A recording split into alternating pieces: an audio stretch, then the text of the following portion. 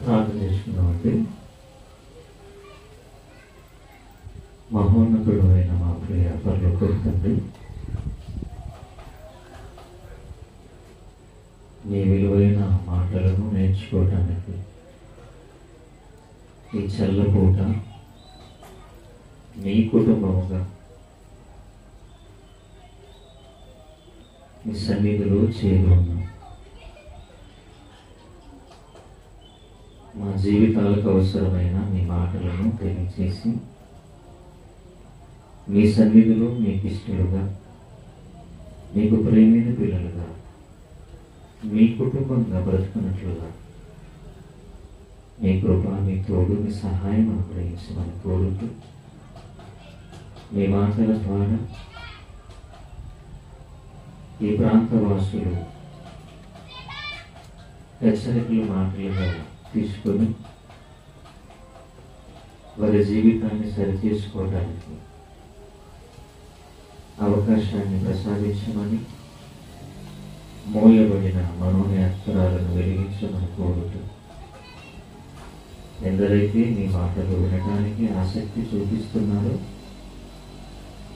మరింత జ్ఞానములు ఉన్నతంగా ముందు కొనసాగుతూ సమయోచితమైన ఆలోచన జ్ఞానమును ప్రసాదించమని యేసుక్రీస్తు వారి సర్వోన్నతమైన నామములు ఈ ప్రార్థన మనవులు సమర్పించి అడిగి వేడుకొనుచున్నాము తండ్రి. ఆమేన్. క్రీస్తునందు ప్రియమైన దేవుని వారలారా, చేరవచ్చిన మీ అందరికీ, దేవుని మాటలు వినడానికి సిద్ధపడిన వారందరికీ కూడా మన ప్రభువు అయిన క్రీస్తు పేరిట నా ప్రత్యేకమైన శుభములు, వందనములు చెల్లిస్తూ ఉన్నాను. ఈ మంగళవారంలో లేదా ఈ మంగళవారం రోజు ఈ లేఖనాల పరిశోధన తరగతిలో ప్రతి కుటుంబానికి అవసరమైన అంశభాగాన్ని తెలియచేయడానికి మీ ముందు నిలిచి ఉంటుండగా మీరందరూ కూడా చెప్పబడుతున్న దేవుని మాటను శ్రద్ధ ఆసక్తులతో విని అంగీకరించేవారుగా ఉండాలని ముందుగా మీకు తెలియజేస్తూ ఉన్నాను. ఈ మంగళవారంలో బైబిల్ తరగతిగా మనం ఆలోచించబోయే పాఠ్యభాగం, జ్ఞానవంతురాలు తన ఇల్లును కట్టున్నాను. జ్ఞానవంతురాలు తన ఇల్లును కట్టున్నాను. జ్ఞానవంతురాలు అనగా దేవుని యందు భయభక్తులు కలిగినది, దేవుని మాటను గౌరవించేది, దేవుని విషయమై తన కుటుంబం పట్ల ఆలోచన కలిగి, అవగాహన కలిగి, తన జీవిత యాత్రలో జ్ఞానవంతురాలుగా నిలవాలని ఆలోచన కలిగి బ్రతికే స్త్రీని జ్ఞానవంతురాలు అంటారు. జ్ఞానవంతురాలు తన ఇల్లును కట్టునా అన్నాం. ఇల్లు అనగా ఈరోజు మనుషులు నివాసం చేయడానికి కట్టుకుంటున్న ఇల్లు కాదు అన్నది ముందుగా మీరు గమనించాలి. ఇల్లు అంటే మనిషి చేత కట్టబడినది కాదు, మనుషులు కట్టిన ఇల్లు అంతకంటే కాదు. ఇల్లు అనగా బైబిల్ ఇచ్చిన నిర్వచనం ఒకసారి దివ్య గ్రంథమైన బైబిల్లోకి వెళ్ళి ఆలోచించగలిగితే ఇల్లు అంటే మనము కట్టుకునే ఇల్లు అనుకోకూడదు. ఇల్లు అనగానే ఏంటో ఒకసారి ఎబ్రీ పత్రిక 3వ అధ్యాయం 6వ వచనం భాగాన్ని మనం చూడగలిగితే, ఎబ్రీలు రాసిన పత్రిక 3వ అధ్యాయం 6వ వచనం. అయితే క్రీస్తు కుమారుడై ఉండి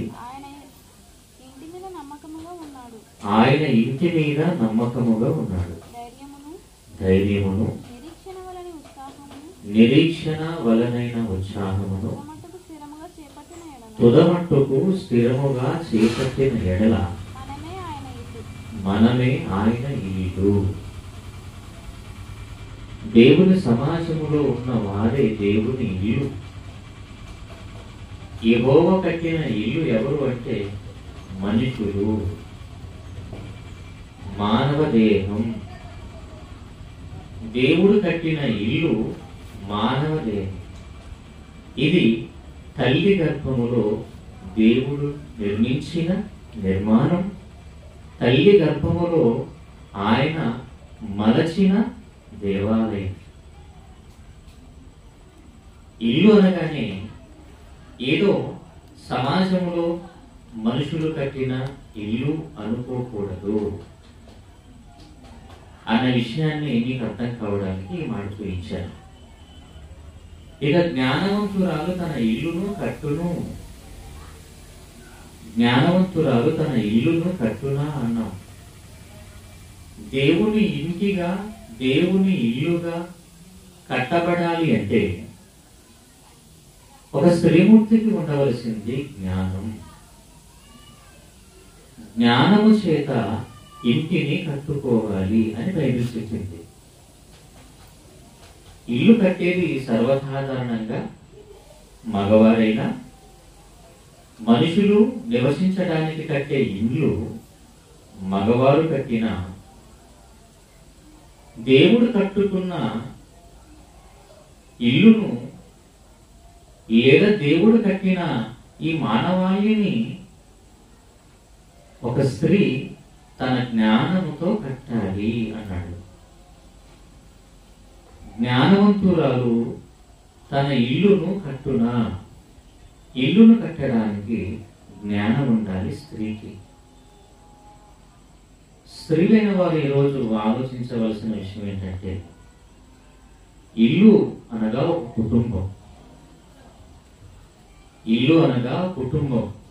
అందులో పెద్దలు ఉంటారు, పిల్లలు ఉంటారు, స్త్రీలుగా మీరు ఉంటారు, కట్టుకున్న భర్తలు ఉంటారు, కన్న పిల్లలు ఉంటారు. ఇది కుటుంబం. ఈ కుటుంబాన్ని దేవుడు ఎవరి చేతిలో పెట్టాడు అంటే స్త్రీగా నీ చేతిలోనే పెట్టాడు. భర్తను, పిల్లలను, పెద్దలను, బంధువులను, అందరినీ, ఆడపడుచులను, అన్నదమ్ములను అందరినీ దేవుడు నీ చేతిలో ఉంచాడు. గృహ పరిపాలన నువ్వు చెయ్యాలి అని. ఆడజన్మగా దేవుడు నీకు జన్మను ప్రసాదించాడు. నువ్వు పుట్టింది పురుషుని కొరకు. పురుషుని కొరకు పుట్టిన నీవు ఒక పురుషుని చెంత చేరావు. ఒక పురుషుడికి భార్యమయ్యావు.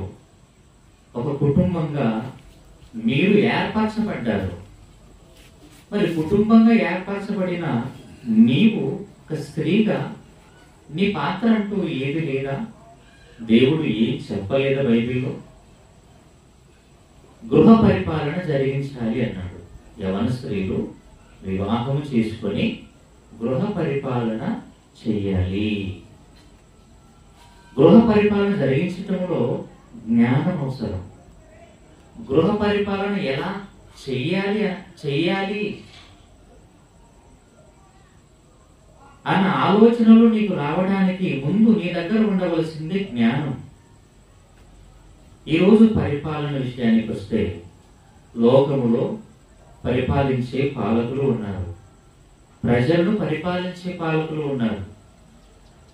నిన్న ఎలక్షన్ ఓట్లు వేశారు. ఇక రాబోయే ఎమ్మెల్యే ఎవరో తెలియదు. రాబోయే మంత్రివర్యులు ఎవరో తెలియదు, రాబోయే ఎంపీ ఎవరో తెలియదు, రాబోయే ప్రధాని ఎవరో కూడా తెలియదు. కానీ వస్తారా? వస్తారు. ప్రధాని వస్తారు, ముఖ్యమంత్రి గారు వస్తారు, ఎంపీ వస్తారు, ఎమ్మెల్యే వస్తారు, సర్పంచ్ వస్తారు, అందరూ వస్తారు. దేనికి వీళ్ళందరూ వస్తారు అంటే ప్రజలను పాలించడానికి, ప్రజల మధ్య నిలిచి పరిపాలన చేయటానికి పాలకులుగా వీళ్ళు రాబోతున్నారు. ప్రజలను పరిపాలించాలి అంటే ఈ పాలకులకు చాలా తెలివితేటలు, జ్ఞానం అన్నది అవసరం. ప్రజలు కూడా అజ్ఞానిగా ఉన్నవాడిని, అవివేకిగా ఉన్నవాడిని ఎంపిక చేసుకోరు. చక్కగా పాలన చేసేవాడిని, ఆకలైతే అన్నం పెట్టేవాడిని, వారి లాలన పాలన చూసుకునే నాయకుడిని ఎంపిక చేసుకొని ఓట్లు వేస్తారు. అంటే ఒక పాలన చేసే వాడికి ఉండాలి జ్ఞానం, ప్రజలకు న్యాయం చేసే జ్ఞానం, ప్రజలకు అన్ని అందుబాటులోకి తీసుకొని వచ్చే ఆలోచన పరిజ్ఞానం అన్నది పాలకుడికి ఎంత అవసరమో, ఒక గృహ పరిపాలన జరిగించే స్త్రీకి అంతకంటే ఉన్నతమైన దేవుని జ్ఞానం అన్నది అవసరమై ఉన్నది. మీరు ఆలోచించండి. జ్ఞానవంతురాలు తన ఇల్లును కట్టునా ఎలా కడుతుంది? నీ ఇంటిని చక్కబెట్టుకోవడానికి, నీ ఇంటిని బాగు చేసుకోవడానికి నీ దగ్గర ఉండవలసింది ధనం కాదు, నీ దగ్గర ఉండవలసింది వెండి బంగారము కాదు, వజ్ర వైఢూర్యాలు అంతకంటే కాదు. నీ దగ్గర జ్ఞానం ఉంటే చాలు. నీ దగ్గర ఉన్న నీ కుమారుడు, నీతో ఉన్న భర్త, నీ బంధువులు, నీ చెల్లెలు, నీ తమ్ముడు అందరూ కూడా జ్ఞానవంతులుగా, వారు గొప్పవారుగా, దైవ దృష్టికి ఎంతో నీతిమంతులుగా తీర్చిదిద్దబడడానికి అవకాశం ఉంది. మరి జ్ఞానాన్ని ఎవరిస్తారు? జ్ఞానవంతురాలు తన ఇంటిని కట్టునా అన్నాము. మరి జ్ఞానంతో కట్టాలంటే జ్ఞానం ఎవరివ్వాలి? స్త్రీలుగా మీరు జ్ఞానాన్ని ఎవరిని అడగాలి? ఎవరిస్తారు జ్ఞానం?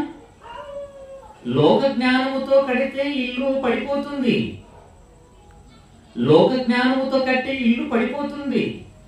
లోక జ్ఞానముతో మీరు ఏది నేర్పించినా దైవికంగా స్థిరంగా అది నిలబడలేదు, కుప్పకూలిపోతుంది.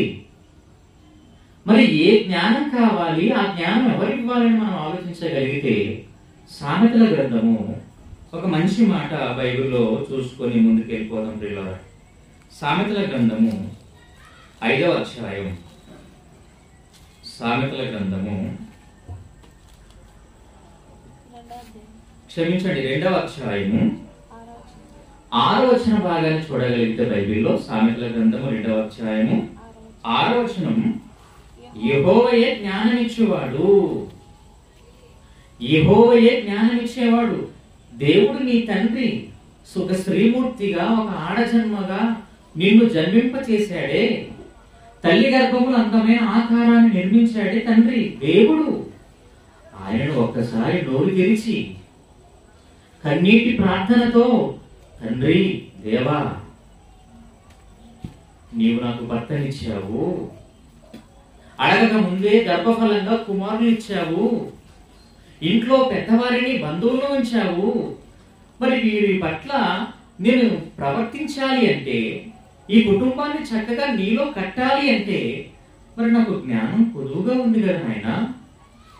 నేను జ్ఞానము లేని దానను, మరి జ్ఞానాన్ని నాకు ప్రసాదిస్తే ఈ కుటుంబంలో ఉన్న వారందరినీ కూడా నీ కోసం కడతాను.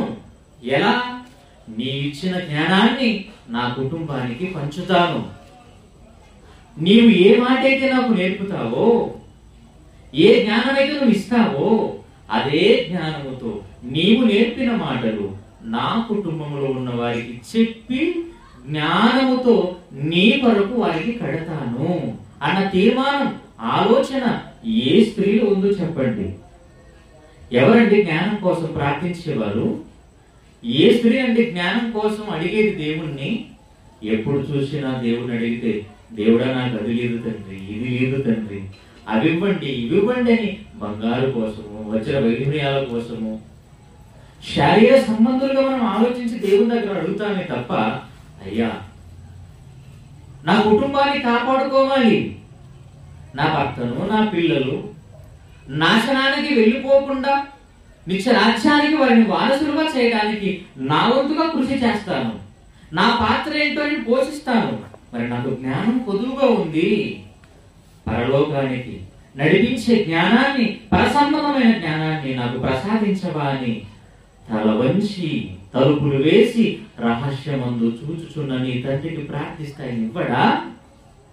అడగక ముందే ప్రకృతి చేసిన తండ్రి, అడగక ముందే పండ్లు కాయలు అన్ని చేసిన వాడు అడిగితే ఇవ్వడా? అది ఆయన జ్ఞానాన్ని ఇస్తాడండి. అందుకే అడగాలి ప్రతి స్త్రీ. అడగలేదు కనుక ఈరోజు స్త్రీలు జ్ఞానము లేని వారుగా ఉన్నారు. కుటుంబాన్ని ఎలా కట్టుకోవాలో వాళ్ళకి అర్థం కావటం లేదు. వాక్య పఠనంగా మనం చదువుకున్నాం కదా, సామెతల గ్రంథం 14వ అధ్యాయం. ఒక మాట చూద్దాం. సామెతల గ్రంథం 14వ అధ్యాయం మొదటి వచన భాగం. జ్ఞానవంతురాలు తన ఇల్లును కట్టును. కన్ఫర్మ్. జ్ఞానవంతురాలు తన ఇల్లును కట్టును. కడుతుందా? ఏ జ్ఞానముతో కట్టాలి ఇంటిని? దేవుని జ్ఞానముతో కట్టాలి ఇంటిని. ఏ ఇంటిని కట్టాలి? దేవుని కోసం పుట్టిన నీ పిల్లలు, దేవుని కోసం పుట్టిన నీ భర్త, నీ వారందరినీ నువ్వు జ్ఞానముతో పెంచటం, జ్ఞానములో గొప్పవారినిగా నువ్వు చేయటం, దేవుని కోసం కట్టడం అంటే ఏదో 4 రాళ్ళు తెచ్చేసి 4 మట్టి పెద్దలు తెచ్చేసి నువ్వు కట్టడం అది కాదు. ఇంటిని కట్టుకోవడానికి జ్ఞానం ఉండాలి. ఇల్లుని కట్టుకోవడానికి డబ్బు ఉంటే సరిపోతుంది. మనం నివసించడానికి కట్టే ఇల్లు ఒక పూరి గుడిసె కావచ్చు, ఒక ప్యాలెస్ కావచ్చు, ఒక అపార్ట్మెంట్ కావచ్చు, ఒక కోట కావచ్చు. దానికి కావలసినవి మెటీరియల్స్, అవి రావాలంటే డబ్బు ఉంటే సరిపోతుంది అంతే. ఆటోమేటిక్ గా ఇల్లు తయారవుతుంది. కానీ దేవుడు కట్టిన ఈ ఇల్లు దైవంగా మలచబడాలి అంటే జ్ఞానముతో కట్టాలి స్త్రీ. ఆ జ్ఞానం మీకుందో లేదో ఒకసారి ఆలోచించండి. లోక జ్ఞానం కాదు దేవుని దగ్గర, దైవ జ్ఞానం మీరు కలిగి ఉన్నారు లేదో ఒకసారి ఒక స్త్రీమూర్తిగా, స్త్రీలుగా చెక్ చేసుకోనండి. ఎలా సంపాదించాలన్న జ్ఞానం నీకుంది, ఎలా బ్రతకాలన్న జ్ఞానం నీకుంది, ఏం చేయాలన్న ఆలోచన జ్ఞానం నీకుంది, ఎలా తినాలన్న జ్ఞానం నీకుంది, ఎలా నడవాలన్న జ్ఞానం నీకుంది. కానీ కుటుంబాన్ని దైవికంగా ఎలా పెంచాలన్న దైవ జ్ఞానం నీకు ఉందా? కోల్పోయావా? కుప్పకూలిపోయావా? ఒక్కసారి ఆలోచించు సోదరి. ఈ రాత్రి దేవుడు అడుగుతున్నాడు, జ్ఞానవంతురాలుగా ఉండి ఇల్లు కడుతున్నావా? ఎవరెవరిని కట్టాలి దేవునిలో అన్న విషయాలు మనుషులు కొన్ని చూసుకుంటూ మనం ముందుకెళ్దాం. విలాపవాక్యములు 2వ అధ్యాయం 19వ వచన భాగాన్ని చూడండి. విలాపవాక్యములు 2వ అధ్యాయము, విలాపవాక్యములు 2వ అధ్యాయము 19వ వచనం. నీవు లేచి రేయి మొదటి జామున మొరపెట్టుము, నీళ్లు కుమ్మరించున్నట్లు ప్రభు సన్నిధిని నీ హృదయమును కుమ్మరించుము. నీ పసిపిల్లల ప్రాణము కొరకు నీ చేతులను ఆయన తట్టు ఎత్తుము.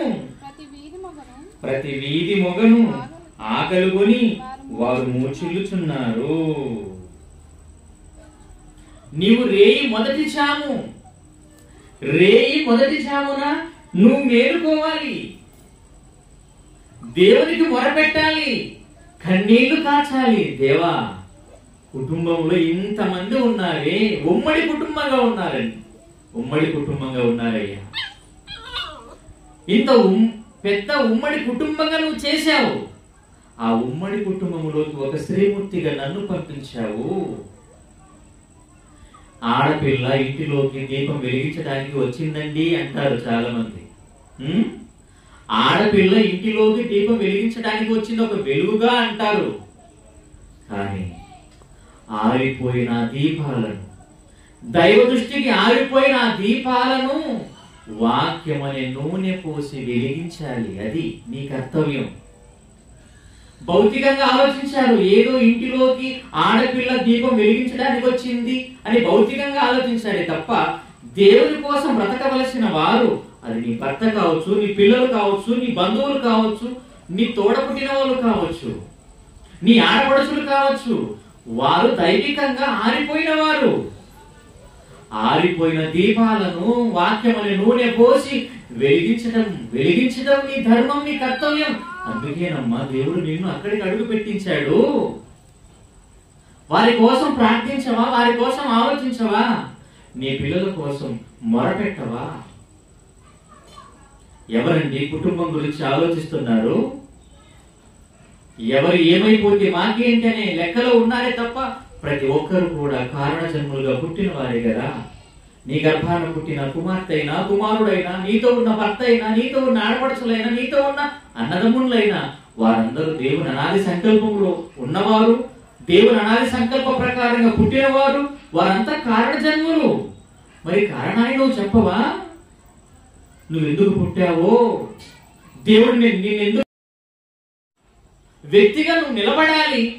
దేవుని సన్నిధిలో నువ్వు ప్రార్థించాలి, కన్నీళ్లు కార్చాలి. ఎవరి కోసం ఇదంతా? నీ కుటుంబం కోసం. నీ వారి కోసం నువ్వు ఏడవడం తప్పు కాదే? నీ వారి కోసం ప్రార్థించడం తప్పు కాదే? నీ వారికి దేవుని జ్ఞానాన్ని పంచడం తప్పు కాదే? ఎంత బాధకరమైన విషయం అండి.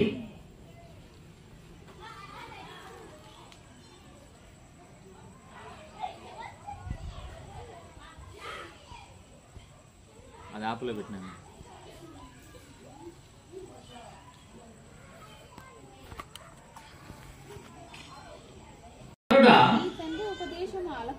నీ తండ్రి ఉపదేశము ఆలకింపు, నీ తల్లి చెప్పు బోధను త్రోసివేయకుము. ఒక స్త్రీ తన కుటుంబాన్ని దేవునిలో కట్టాలి అంటే తన దగ్గర జ్ఞానం ఉండాలి. ఒకటి, ఆ జ్ఞానాన్ని దేవుని అడగాలి, దేవుని వలన పొందుకోవాలి. లేదా బైబిల్ బాగా చదవాలి. దేవుని జ్ఞానమే కదా బైబిల్లో ఉండేది. దేవుని వాక్యం బాగా నేర్చుకోవాలి. చదివినా నేర్చుకున్నా దేవుడిచ్చిన జ్ఞానాన్ని తమ పిల్లలకు నూరిపోయాలి. ఆరోగ్యం బాగోలేకపోతే పిల్లలకు ఏదైనా బలహీనత ఏర్పడినప్పుడు ఎన్నెన్నో నూరిపోస్తారు. అవునా? ఎన్నెన్నో నూరిపోస్తారు, ఎన్నెన్నో మందులు వేసేస్తారు. కానీ ఆ బిడ్డకు మరొక జ్ఞానాన్ని, ఆ బిడ్డకు అవసరమైన దానిని మీరు చిన్నప్పుడే నూరిపోయాలి. నీ ఒడిలో ఉన్నప్పుడు పాలు పట్టించవు, బానే ఉంది.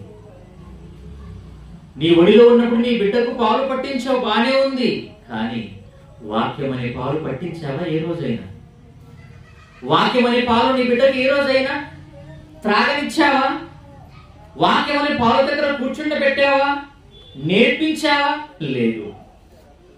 తల్లికి పాలు పట్టించడం అలవాటైపోయింది తప్ప వాక్యం అనే పాలు పోయటం అన్నది అలవాటు చేసుకోలేదు. దేవుడు వాక్యాన్ని కూడా స్వచ్ఛమైన తెల్లనైన పాలతో పోల్చాడండి. వాక్యం అనే పాలు అన్నాడు. వాక్యం అనే పాలు పోసి పెంచండి మీ పిల్లల్ని. పాములు పట్టేవాడు పాముకైనా పాలు పోసి పెంచుతాడు. అవునా? పాములు పట్టేవాడు పాముకైనా పాలు పోసి పెంచడం అలవాటు చేసుకుంటాడేమో తప్ప తన పిల్లలకు వాక్యం అనే పాలు పోసి పెంచాలన్న ఆలోచన ఎవరికి చెప్పండి.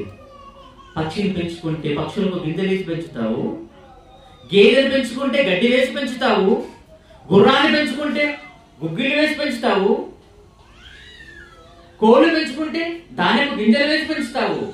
మరి దేవుడు నీకు గర్భఫలాన్ని ఇచ్చాడు కదా, మరి ఆ పిల్లలకు ఏమి నువ్వు ఆహారంగా పెట్టి పెంచుతున్నావు? కేవలం నీలో నుంచి పాలైన ఆహారం లేదు. ఆ బిడ్డలో నా ఆత్మకు కావాలి వాక్యం అనే పాలు.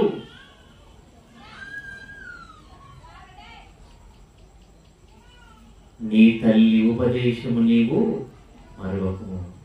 అంటే జ్ఞానవంతురాలు తన కుటుంబాన్ని కట్టాలి అంటే ఏం చేయాలి?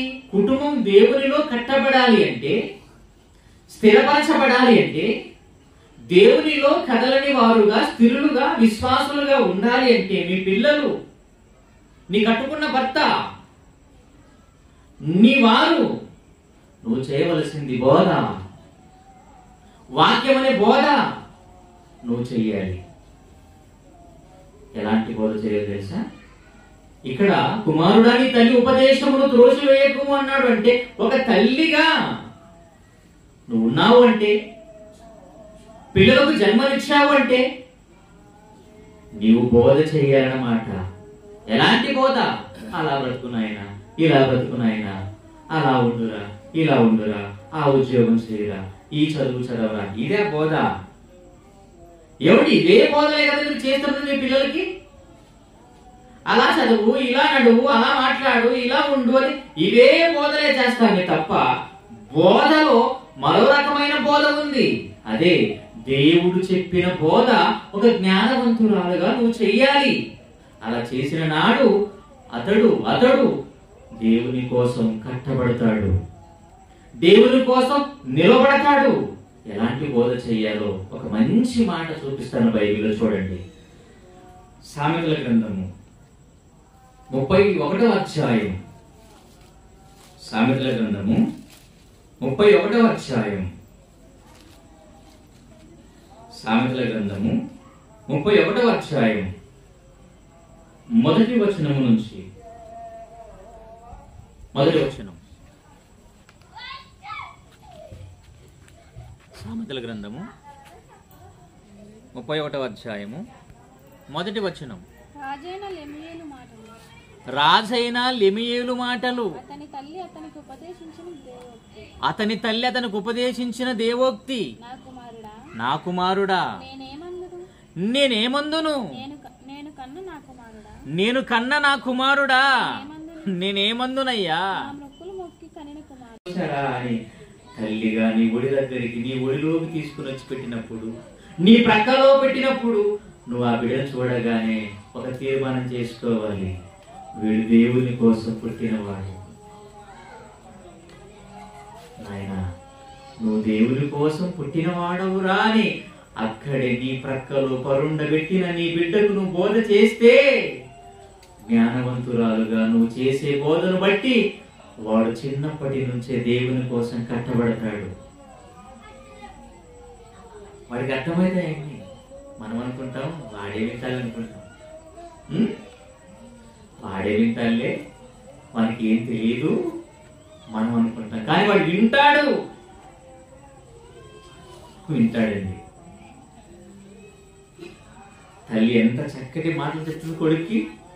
అలా కూర్చొని పెట్టుకొని చెప్పండి. మీరు చెప్పరా? మీరు చెప్పరండి, మీరు చెప్పరు. ఆ ఆలోచన జ్ఞానం మనకి ఎక్కడిది? అందుకే మనము జ్ఞానము లేని వారిగా ఉండిపోయామండి.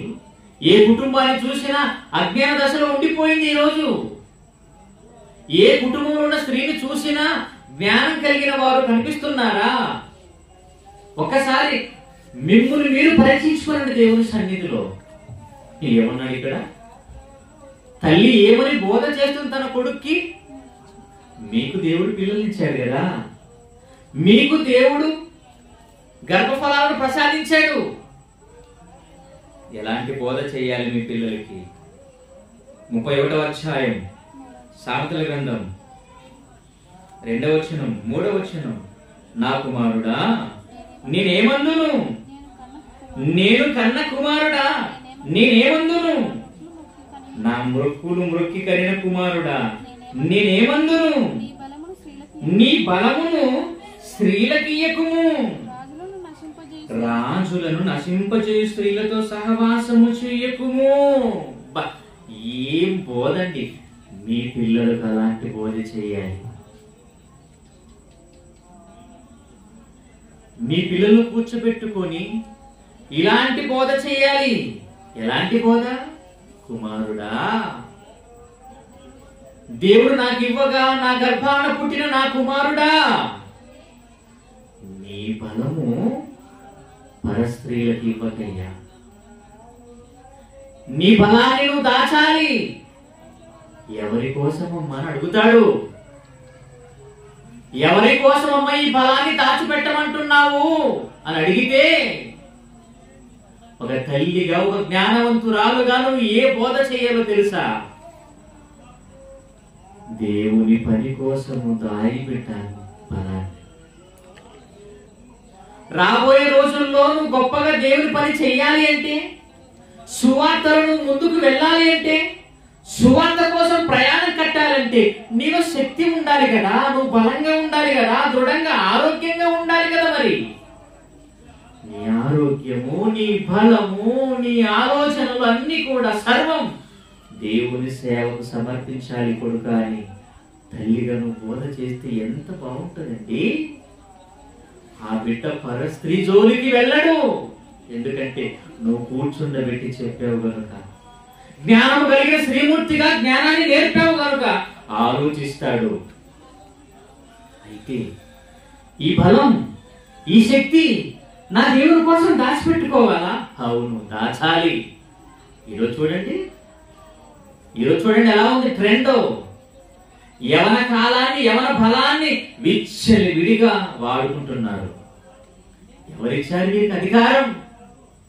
ఎవరిచ్చారు వీరికి అవకాశం, అనుమతి? కన్న తల్లి, కన్న తండ్రి.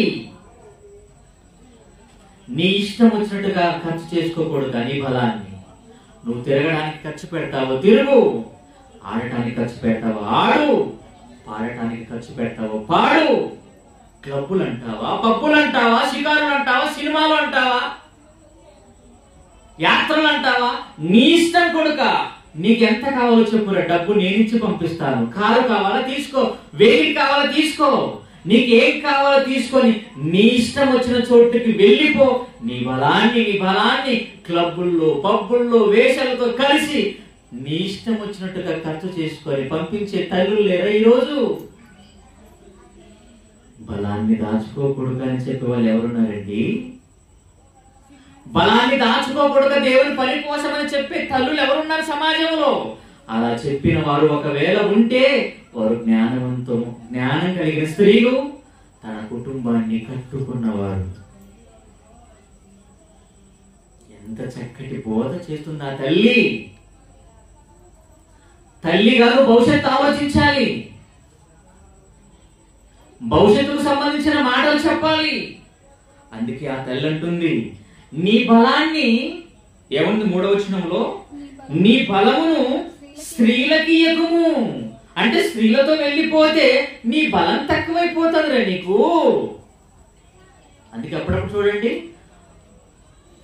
గత కాలంలో పెద్దలైన వారు ఎక్కువగా ఆడవాళ్ళ దగ్గరకు మగవాళ్ళని పోనిచ్చేవారు కాదు. కారణం, నీలో ఉన్న బలం తగ్గిపోతుంది.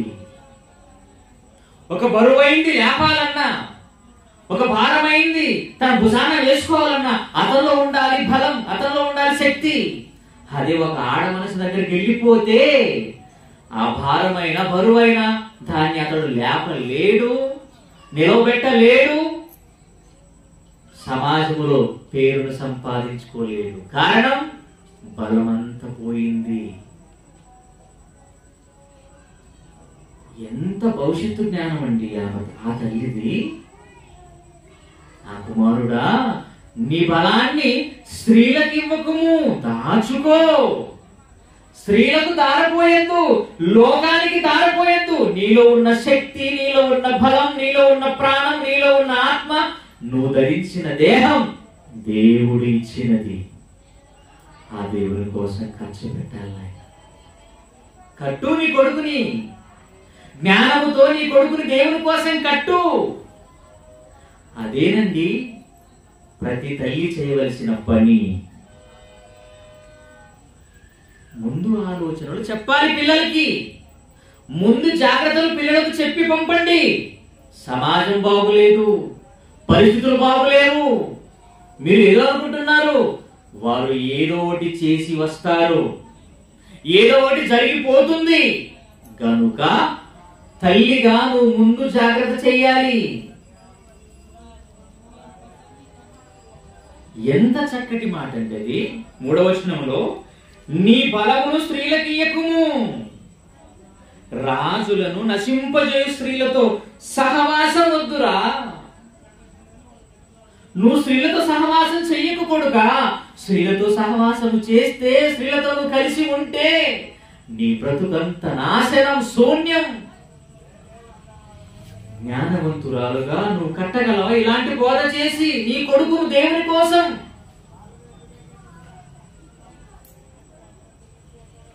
ఇలాంటి బోధ నువ్వు చెయ్యకపోతే, ఇలాంటి జ్ఞానాన్ని నీ కుమారుడికి చెప్పకపోతే వాడు భవిష్యత్తులో ఏమైపోతాడో.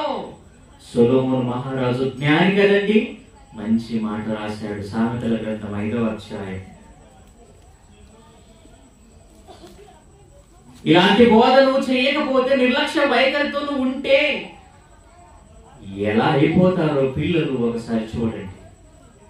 సామెతల గ్రంథం 5వ అధ్యాయం 8, 9. సామెతల గ్రంథం 5వ అధ్యాయం 8, 9 వచనాలు. జారశ్రీయుండు ఛాయకు పోక నీ మార్గము దానికి దూరముగా చేసుకొనుము, దాని ఇంటి వాకిటి దగ్గరకు వెళ్ళకుము. వెళ్ళిన ఎడల పరులకు నీ యవన ఫలమును, క్రూరులకు నీ జీవిత కాలమంతయు ఇచ్చివేతువు. 10వ వచనం, నీ ఆస్తి వలన పరులు తృప్తి పొందుదురు, నీ కష్టార్జితము అన్యులు చేరును. తుదకు 11వ వచనం, తుదకు నీ మాంసమును నీ శరీరమును క్షీణించిపోవును. నీ బలాన్ని పరస్త్రీలకు ఇవ్వటం వలన ఏమైపోతుంది తెలుసా? నీ ఆరోగ్యం పాడవుతుంది. ఆరోగ్యమే కాదు, ఆస్తి కూడా నాశనం అవుతుంది. నీ ఆస్తి పోతుంది, నీ దగ్గర ఉన్న ఆరోగ్యం పోతుంది. చివరికి నువ్వు దేవుడికి దూరం అవుతావు, నరకానికి చేరువవుతావు. ఇలాంటి మాటలు మీరు చెప్పరా? చెప్పరండి. మీ పిల్లలతో ఏ రోజైనా ఇలాంటి మాటలు చెప్పారా? ఒకసారి మీరు ఆలోచించండి. దేవుని అనాది సంకల్పం మేరకు పుట్టిన మీరు, స్త్రీలుగా భర్తలకు భార్యలుగా చేరిన మీరు, దేవుని దయ వలన పిల్లలు కన్న మీరు, మీ పిల్లలకు కూర్చుండబెట్టుకొని మీరు చెప్పరా? చెబుతారు. ఏ జ్ఞానం? లోక జ్ఞానం. లోక జ్ఞానం నేర్పిస్తారు బాగా. దైవ జ్ఞానం, భవిష్యత్తు ఆలోచనతో, భవిష్యత్తు ప్రణాళికతో, భవిష్యత్తులో నీ కొడుకు, నీ బిడ్డ దేవుని కోసం ఏం చెయ్యాలో, దేన్ని కాపాడుకోవాలో నువ్వు చెప్పాలి, నువ్వు నేర్పాలి. ఇలాంటి బోధ నువ్వు చేయకపోతే వాడు భయంకరమైన ఎయిడ్స్ వ్యాధికి గురవుతాడు. వారి మాంసం, వారి ఎముకలకు అంటుకుంటుంది, ఒక అస్థి పంజరముగా మారిపోతాడు నీ కళ్ళ ముందే. ఏంటి అలా మారిపోయాడేంటి? ఎక్కడికో వెళ్ళాడు, ఏమో చేశాడు, తన శరీరాన్ని, తన దేహాన్ని పాడు చేసుకున్నాడు. బలాన్ని పరుడు స్త్రీలకు ఇచ్చాడు. చేయడానికి శక్తి లేదు, దేవుని కోసం బ్రతకడానికి శక్తి లేదు. ఇదంతా జరగడానికి కారణం ఏంటి? తల్లిగా నీవు కాదా లెక్క చెప్పాలి దేవునికి. ఒకరోజు దేవునికి మనం లెక్క పరించాలి. నేర్పండి, మంచి బుద్ధులు నేర్పండి, మంచి జ్ఞానం నేర్పండి. వారి నోట దేవుని మాట రావాలి, వారి నోట దైవ వాక్కులు రావాలి. అలా రావాలంటే మీరే మార్చాలండి. ఎవరు చెబుతారో చెప్పండి. ఎవరి ఇంటిని వారే కట్టుకోవాలి, ఎవరి ఇంటిని వారే కట్టాలి. దేవునిలో కట్టకుండా వదిలేస్తావా? దేవుడు కట్టిన ఇల్లు పాడైపోతుంది. దేవుడిచ్చిన అవయవాలు దుర్నీతికి సాధనాలుగా మారిపోతాయి. దేవుడిచ్చిన దేహం దయ్యానికి నిలయంగా మారిపోతుంది. కట్టరా? కట్టకుండా పడగొడతారా? కట్టకుండా పాడు చేస్తారా? అయితే లెక్క చెప్పాలి. అమ్మా, నువ్వు అడగక ముందే నీకు అన్ని ఇచ్చాను, అడగక ముందే బిడ్డనిచ్చాను, మరి ఏం చేశావు? లోకములో గొప్పగా పెంచాను దేవుడా అంటావా? ఒప్పుకోడు దేవుడు. నీ కోసం పెంచాను తండ్రి అని చెబితే ఒప్పుకుంటాడు. చెప్పండి. ద్వితీయోపదేశ కాండం 6వ అధ్యాయం, ద్వితీయోపదేశ కాండము 6వ అధ్యాయం ఒక మంచి మాట బైబిల్లో చూద్దాం. దేవుడు మనకు తెలియజేసిన మాటల్లోని సారాన్ని ఆలోచన చేద్దాం పిల్లలు. ద్వితీయోపదేశ కాండము 6వ అధ్యాయం 6-7 వచనములు. నేడు నేను నీకు ఆజ్ఞాపించు ఈ సంగతులు, ఈ మాటలు నీ హృదయములో ఉంచుకోవాలి బిడ్డ. ముందు నీ కుమారులకు నువ్వు నేర్పాలి అంటే నీ హృదయములో నింపుకోవాలి జ్ఞానాన్ని. భద్రంగా నువ్వు చేసుకోవాలి దేవుని జ్ఞానాన్ని. వాక్యం వినడానికి వస్తారు, వింటారో తెలియదు, వినరో తెలియదు, గ్రహిస్తారో తెలియదు, గ్రహించరో తెలియదు, అంత అయోమయం. కొంతమంది చర్చలు చూస్తాం కదా, ముసుగు సగం వరకు వేసుకుంటే కనపడతామని ముసుగు ఇలా వేసుకుంటారండి. ఎందుకు? కవరింగ్ అనమాట. నిద్రపోవడానికి మంచి అవకాశం అది. కవరింగ్ చేసుకుంటారు అంతేనండి. ఇక పడుకోవడమే పడుకోవడము, పడుకోవడమే పడుకోవడము, పడుకోవడమే పడుకోవడం. నిద్రపోవడానికి వచ్చారా లేదా దేవుని వాక్యాన్ని నేర్చుకోవడానికి వచ్చారా? ఎందుకు వచ్చాం మనం? ఇక్కడ అంటున్నాడు, ముందు నువ్వు రావాలి దేవుని సన్నిధికి, వాక్యం దగ్గర కూర్చోవాలి, వాక్యం నీ హృదయంలో నింపుకోవాలి. నింపుకున్న దానిని, నేర్చుకున్న దానిని నీ గర్భాన పుట్టిన నీ కుమారులకు కూర్చుండబెట్టు. బెత్తం పట్టుకో. వినడా? వద్దు అంటాడా? బెత్తం పట్టుకో, కూర్చోబెట్టు. నీకు అధికారం ఉంది కదా. నువ్వు వారికి పుట్టలేదు, వారే నీకు పుట్టారు కనుక నీ మాట వారు వినాలి. వింటారు. ఎందుకు వినరు? కొమ్ములు వచ్చాయేమైనా? వింటారు. కూర్చోబెట్టాలి. నేను నేర్చుకున్న జ్ఞానం నీకు నేర్పిస్తానా, నేర్చుకొని చెప్పాలి. అప్పుడు కూర్చున్నబెట్టి ఏం చేయాలట? ఏం చేయమంటున్నాడు 7వ వచనంలో? నీవు నీ కుమారులకు వాటిని అభ్యసింపచేసి నీ ఇంట కూర్చుంటున్నప్పుడును, త్రోవ నడుచున్నప్పుడును, పండుకున్నప్పుడును, లేచినప్పుడును వాటిని గూర్చి మాట్లాడవలెను. సూచనగా వాటిని నీ చేతికి కట్టుకోవాలి. మాట్లాడండి. కూర్చున్నప్పుడు, లేచినప్పుడు, పడుకున్నప్పుడు, త్రోవ వెళ్ళేటప్పుడు దేవుని గురించి మాట్లాడండి. జ్ఞానవంతురాండ్రుగా, జ్ఞానం కలిగిన స్త్రీలుగా మీరు ఒకవేళ ఉంటే దేవుడు మీకు ఇచ్చిన పిల్లలను దేవునిలో కట్టండి. కట్టకపోతే మీ చేతికి వారు చిక్కరు, దొరకరు. చిక్కడు, దొరకడు. చేదాడిపోయింది పరిస్థితి. అప్పుడప్పుడు అంటుంటారు కదా, అమ్మ చేయి దాటిపోయిందమ్మా, వాడు చేయి దాటిపోయాడమ్మా. చేయి దాటిపోయేటట్లు చేసింది నీవే. నీ మాట వినకుండా, సమాజానికి లోపడకుండా చేసింది ఎవరు కాదు, నీవే చేశావు. దానికి ప్రతిఫలంగా అనుభవించక తప్పదు. మీరు రాబోయే రోజుల్లో బాధలు అనుభవిస్తారు. మీకు అన్ని శ్రమలు చోటు చేసుకుంటాయి. పిల్లలు మీ అదుపులో లేకపోతే, జ్ఞానముతో మీ పిల్లలను కట్టకపోతే, అదుపు లేని వాడు నీకు ఎల్లప్పుడూ ఆ కీర్తిగా తీసుకుని వచ్చేది అపకీర్తి, అవమానాలు. ప్రజెంట్ మీకు ఏమీ కనపడవు. వయసు మీద పడితే మీకు వస్తాయి. వయసు మీద పడితే వస్తాయి సమస్యలు. పిల్లలే కదా ఇప్పుడు ఏ సమస్య లేదని మీరు అనుకుంటున్నారు. పిల్లలే రేపు నాడు పిడుగులు అవుతారు. చిచ్చర పిడుగులు, అల్లరి పిడుగులు, అల్లరి అల్లరి. ఆ బాధ మీరు భరించలేరు, ఆ బాధ మీరు తట్టుకోలేరు. అప్పుడు ఎంత ఏడ్చినా, ఎంత మీరు బాధపడినా ప్రయోజనం ఏముంది? ఇప్పుడే ఇప్పుడే ఇప్పుడే వంగేటప్పుడే వంచండి మొక్కని.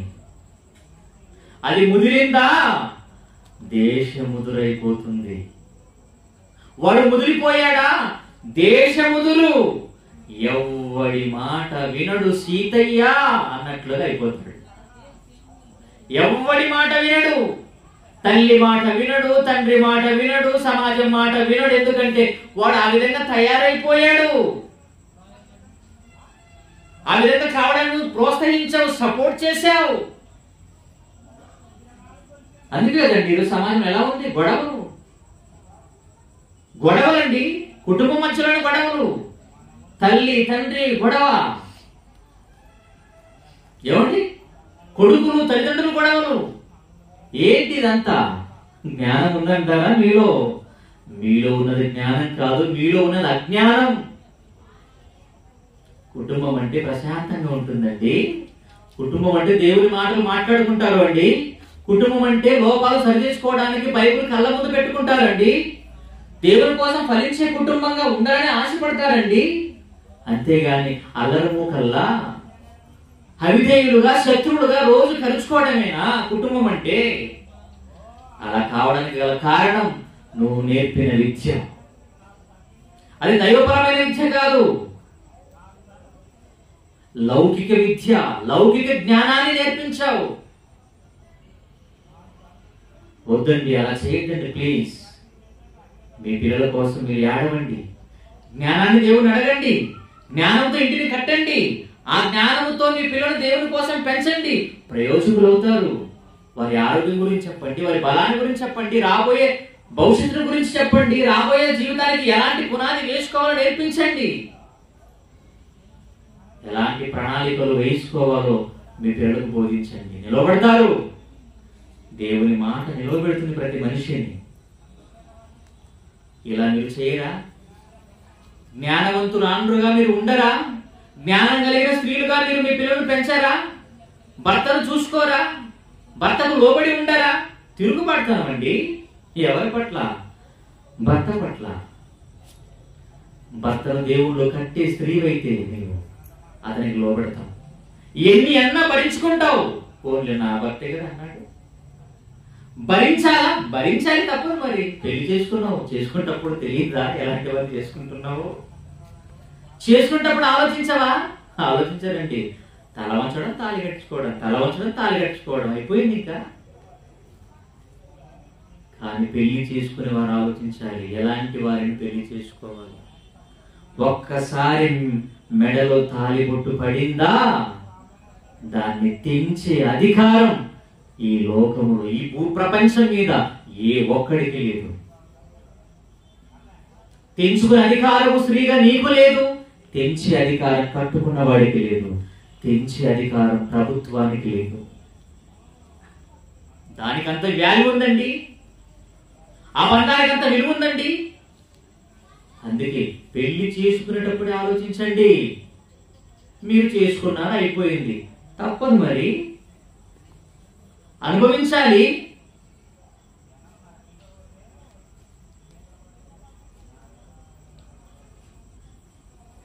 ఎలా ఉన్నా మీరు మాత్రం ఓర్చుకోవాలి, భరించాలి. ఎందుకంటే నీ భర్తను మార్చుకోవడానికి ప్రయత్నించు. అతను మొండివాడే, జగముండి నీ మాట వినట్లేదు, ఎప్పుడు తిరుగుబాటుతనమే. అలానే వదిలేస్తావా? అలానే దూరం చేసుకుంటావా? నీ భర్త నీతో ఉండాలి, నీ భర్త నీతో సహజీవనం చేయాలి. అలాంటప్పుడు ఒక భార్యను ఎలాంటి ఆలోచనలు, ఎలాంటి ప్రణాళికలు వేయాలంటే ఇతన్ని ఎలాగైనా మార్చాలి, ఎలాగైనా మార్చాలి, ఎలాగైనా మార్చాలన్న తపన నీలో ఉండాలి. అందుకే ఒక మాట బైబిల్ చూడగలిగితే సమూయేలు మొదటి గ్రంథము 25వ అధ్యాయం, సమూయేలు మొదటి గ్రంథము 25వ అధ్యాయం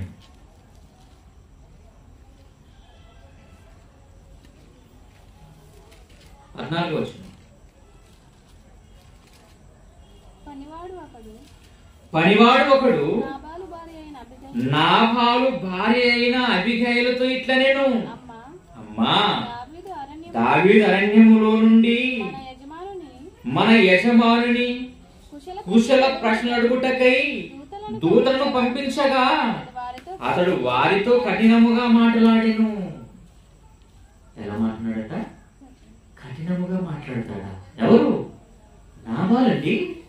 మర్యాద లేనివాడు, మర్యాద తెలియనివాడు, మొరటివాడు. అలాంటి వాడికి అబిగయలు ఒక సుబుద్ధి కలిగిందిగా, ఒక గుణవంతురాలుగా, జ్ఞానవంతురాలుగా ఉంది అతని దగ్గర. అయినా అతని కాదనుకోలేదు. మొండివాడు అని, కఠినుడు అని, మాట్లాడాలని తెలియదు అని అతని దూరం చేసుకోలేదు, కాదనుకోలేదు. కాపురము చేయడానికి ఇష్టపడింది. ఏ స్త్రీకైనా, ఏ జ్ఞానవంతురాలుకైనా అవిశ్వాస అయిన భర్త ఉండిన ఎడలా, అతడు ఆమెతో కాపురము చేయని ఇష్టపడిన ఎడలా, ఆమె అతనితో కాపురము చేయాలి తప్ప దూరం చేసుకోకూడదని చెప్పింది బైబిల్.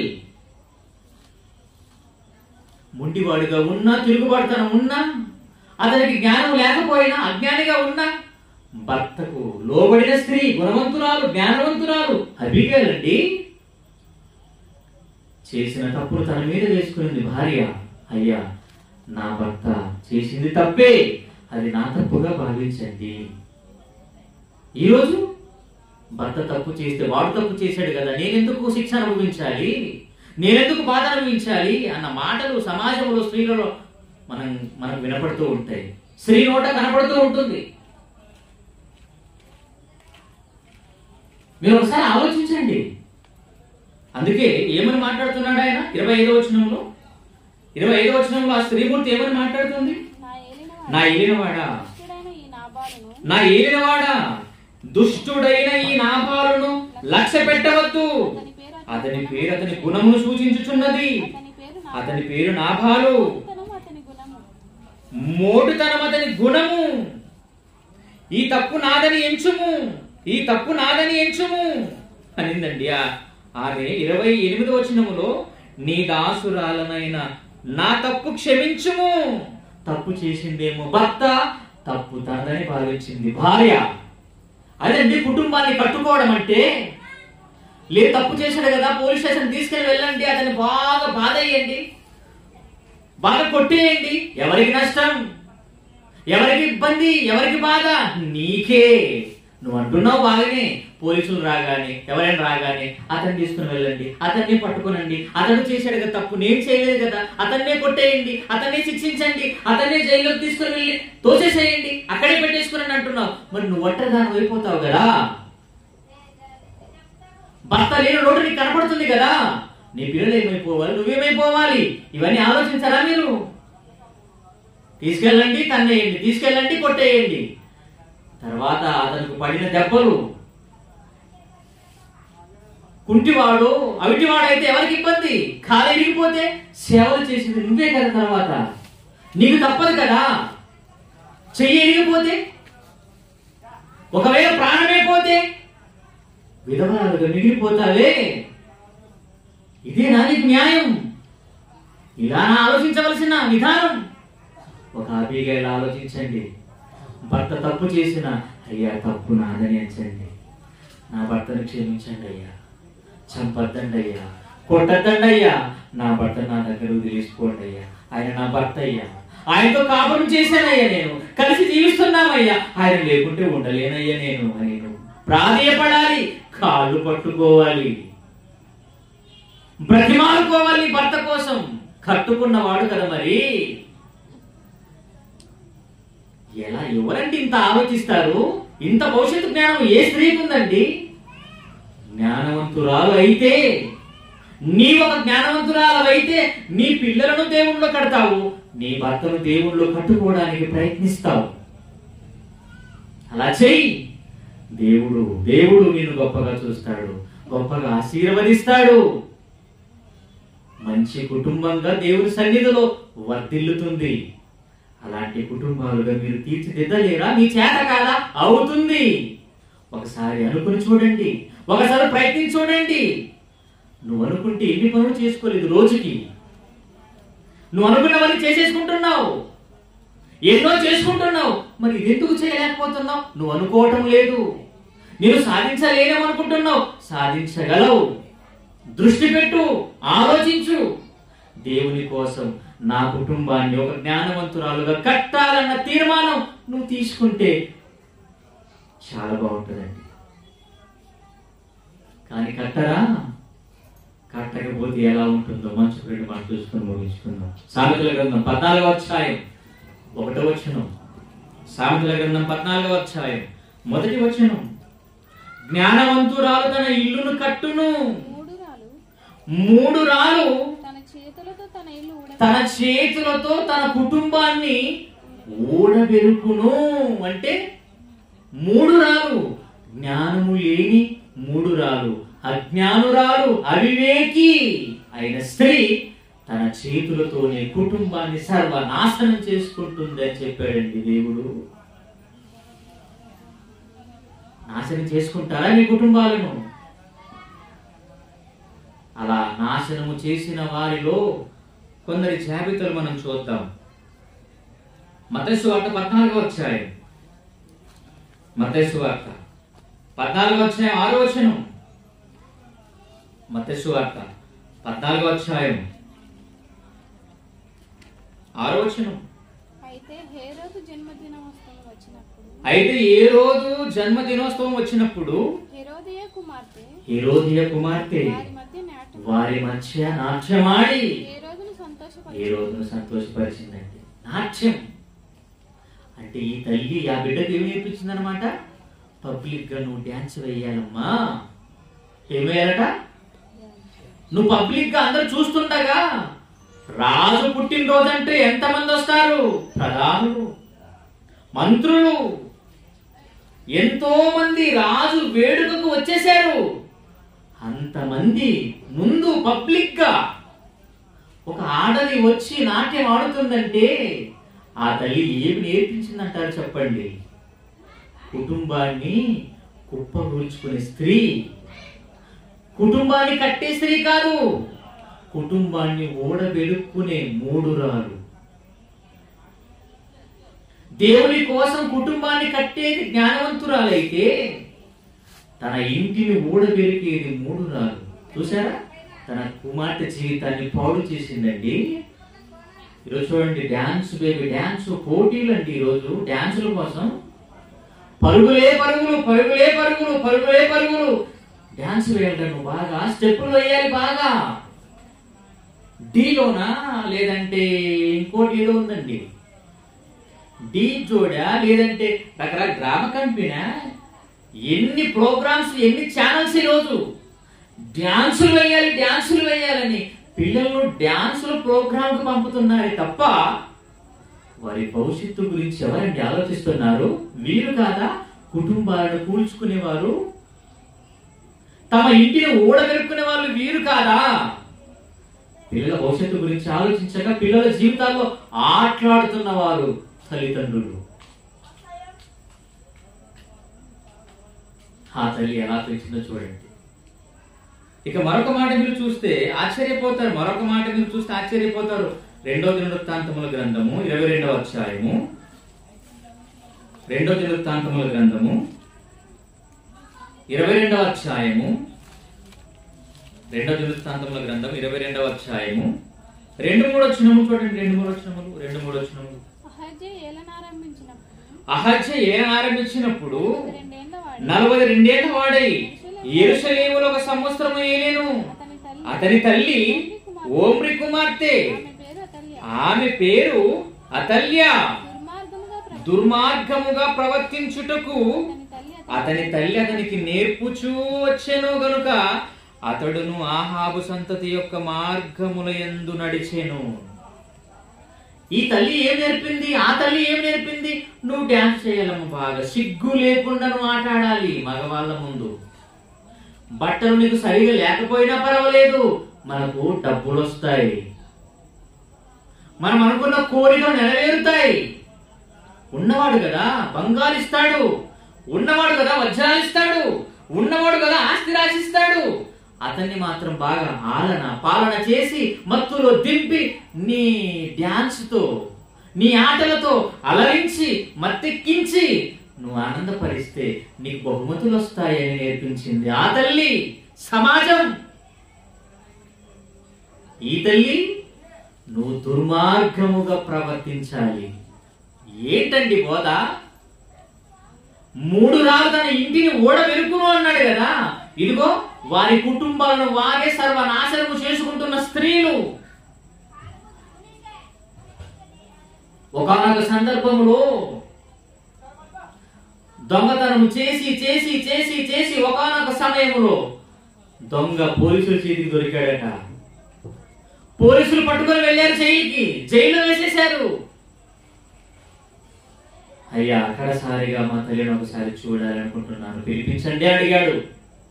పోలీసులు సమాచారాన్ని తీసుకొని తల్లిని పిలిపించాడు. అమ్మా నీ కొడుకు నేను చూడాలనుకుంటున్నాడు, ఒకసారి వచ్చిపో, ఏదో నీతో చెప్పాలనుకుంటున్నాడు అన్న సమాచారం తల్లికి చెప్పగానే తల్లి పరుగు పరుగున వచ్చింది. ఎందుకో తెలుసా? ఎందుకు పరుగు పరుగున వచ్చింది? నా కుమారుడు దొంగతనం చేసి ఎక్కడైనా వజ్రాలు, ఎక్కడైనా బంగారు, ఎక్కడైనా డబ్బు దాచిపెట్టాడేమో, ఆ రహస్యాన్ని నాకేమని చెబుతాడేమో అని పరుగు పరుగుని వచ్చి ఏంటి కొడుకా చెప్పు అడిగేసరికి ఆ కొడుకు తెలియజేసిన మాట, చిన్ననాటి నుంచి మంచి మాటలు చెప్పి మంచి జ్ఞానం చెప్పి నాకు నేర్పి ఉంటే నేను దొంగనయ్యేవాడిని కాదు కదమ్మా, దొంగతనం చేసి ఈ జైలు పాలయ్యేవాడిని కాదు కదమ్మా, నా జీవితాన్ని పాడు చేసుకునేవాడిని కాదు కదమ్మా. ఎందుకు చేశావు తల్లి నాకు ఆ బోధ? ఎందుకు నేర్పావమ్మా దొంగతనం చేయమని నాకు? ఈ రోజు 4 గోడల మధ్య ఈ ఊసలు లెక్క పెడుతున్నానే కారణం నువ్వు చేసిన బోధ.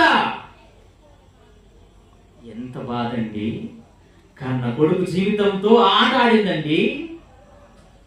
స్వార్థంగా ఉపయోగించుకునేది కొడుకు జీవితాన్ని, తన స్వార్థం కోసం, తన సంతోషం కోసం వాడిని దొంగగా మార్చింది. తాను మాత్రం సుఖంగా ఆనందంగా ప్రతిరోజు సంతోషాన్ని అనుభవించింది. వాడు మాత్రం దొంగతనం చేయడానికి ప్రాంతానికి, పల్లెకు, జిల్లకు వెళ్ళి ఎంతో మంది కంటపడకుండా కష్టాలు పడి ఇబ్బందులు పడి దోచేసుకొని తెస్తే సంతోషంగా అనుభవించిందే తప్ప ఆ బిడ్డకు మంచి జ్ఞానాన్ని నేర్పి సన్మార్గంలో పెట్టిన తల్లి కాదండి. అలా దొంగలుగా చేసిన వారు ఎందరు లేరండి సమాజంలో, తల్లులు తండ్రులు. అదేనా నువ్వు చేయవలసిన బోధ? అదేనా నేర్పవలసిన బోధ? తన తల్లి తన కుటుంబాన్ని, ఈ 3 రాళ్ళు తన కుటుంబాన్ని ఏం చేసింది? ఊడబెట్టుకునిందండి. కట్టలేకపోయింది దేవుని కోసం. ఎందుకు? జ్ఞానం లేదు. బాధపడ్డాడు కొడుకు. ఇక్కడ ఏం చేసింది తల్లి? రే కొడుకా, నువ్వు చేస్తే దుర్మార్గ పనులు చెయ్యి, నీకు ఇష్టమైన అమ్మాయితో పోతావో పో, నీకు నచ్చింది చేస్తావో చెయ్యి. ఏంటండి బోధ? దుర్మార్గంగా ప్రవర్తించాలా? దుర్మార్గంగా మాట్లాడాలా? వద్దు. సమాజంలో వాడు గొప్పవాడు కావాలి అంటే, దైవంగా మారాలి అంటే దైవ వాక్కులు చిన్ననాటి నుంచి నేర్పమన్నాడు దేవుడు. నీ తల్లి ఒడిలో ఉన్నప్పుడు నువ్వు నేర్చుకో బిడ్డ అని చెప్పాడు దేవుడు. బాలుడు నడవలసిన త్రోవను వానికి నేర్పయ్యా, నేర్పు. దుర్మార్గముగా ప్రవర్తించమని చెప్పింది తల్లి. వాడు విన్నాడు, దుర్మార్గంగానే బ్రతికాడు, దుర్మార్గుడిగానే చచ్చాడు, నరకానికి వెళ్ళిపోయాడు. వీడు నరకానికి వెళ్ళడానికి తల్లి చేసిన బోధ. అంటే ఈ 3 రాళ్ళు తన కుటుంబాన్ని ఏం చేసింది? ఓడబెరుకోవడం అంటే పాడు చేసుకోవడం, నరకానికి తన పిల్లలను, తన భర్తను తాను వెళ్ళటమే తన కుటుంబాన్ని సర్వనాశనం చేసుకోవడం. కట్టుకుంటారా పడగొట్టుకుంటారా మీ చేతుల్లో ఉంది. దేవుడు నిర్ణయం మీకే విడిచిపెట్టాడు. ఎటు ప్రయాణం? ఏది బోధ? ఒక్కసారి మనసు పెట్టి ఆలోచించండి. ఆదికాండం 19వ అధ్యాయం ఎలాంటి బోధ చేశారు చూడండి. ఇంకా ఇంకా ఎలాంటి బోధలు చేస్తున్నారు సమాజంలో. ట్రెండ్ అలానే ఉందండి. అప్పటి నుంచి ఇప్పటి వరకు కూడా, నాటి నుంచి నేటి వరకు ఏమి మార్పు లేదు. ఏకరీతిగా ఒకటిగా ఉన్నారు సమాజం. 19వ అధ్యాయం మొదటి 4 వచనాలు. ఆ సాయంకాలమందు ఆ ఇద్దరు దేవదూతలు సొదొమ చేరినప్పటికీ, లోతు భక్తుడు సొదొమ గవిని యొద్ద కూర్చొని ఉండెను. లోతు వారిని చూచి వారిని ఎదుర్కొనుటకు లేచి సాష్టాంగ నమస్కారం చేశాడు. నా ప్రభులారా, దయచేసి నీ దాసుడైన నా ఇంటికి రండి. రాత్రి వెళ్ళబుచ్చి మీరు కాలు కడుక్కొని పొద్దున వేసిపోవచ్చు అన్నాడండి. లోతు ఆహ్వానించాడు. వచ్చిందెవరు? దేవుని చేత పంపబడిన దేవదూతలు.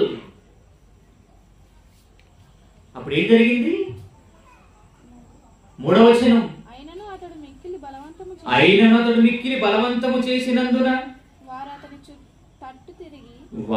తట్టు తిరిగి అతని ఇంట ప్రవేశించాడు. అతడు వారికి విందు చేశాడు.